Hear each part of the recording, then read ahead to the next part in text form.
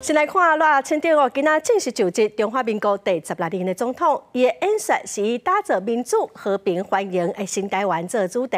赖清德表示讲，会以人民的利益、国家优先为原则来推动政策法案，面对国会的成果，嘛强调讲台湾会继续为区域和平的稳定来做出贡献。针对两岸，赖清德搁再强调讲，咱会以无避讳、无傲慢的态度来维持现状，望讲两岸会当做伙来追求和平共赢。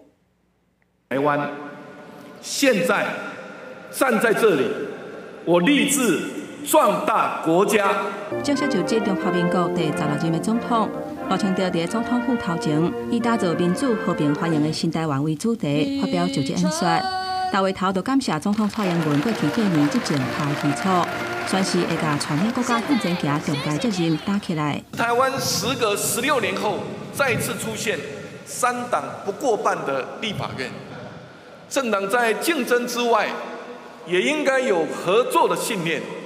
国家才能踏出稳健的步伐。立法院的议事运作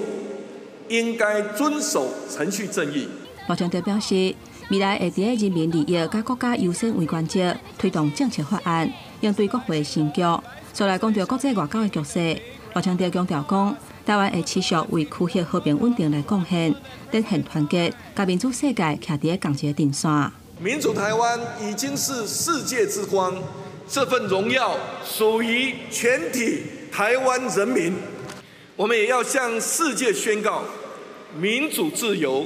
是台湾不可退让的坚持，和平是唯一的选项，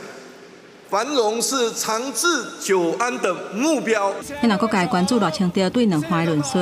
赖清德强调会以袂骄傲、袂委屈的态度维持现状，嘛提出善意，诉求两岸共同追求和平共赢。不过嘛强调讲，中国并吞台湾的企图袂消失，应该展现守护国家的决心。我也要呼吁中国停止对台湾文攻武吓，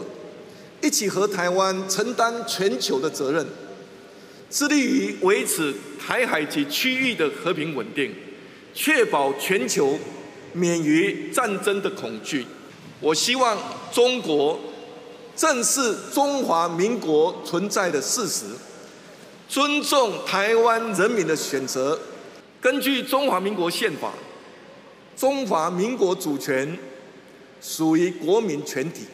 由此可见，中华民国与中华人民共和国互不隶属。赖清德指出，人大会打拼发展 AI、半导体、军工、安控甲通讯5大产业，而且协助中小企业推动台湾的民主甲繁荣。面对眼前的挑战，总统赖清德把责任接起来，航向台湾新的时代。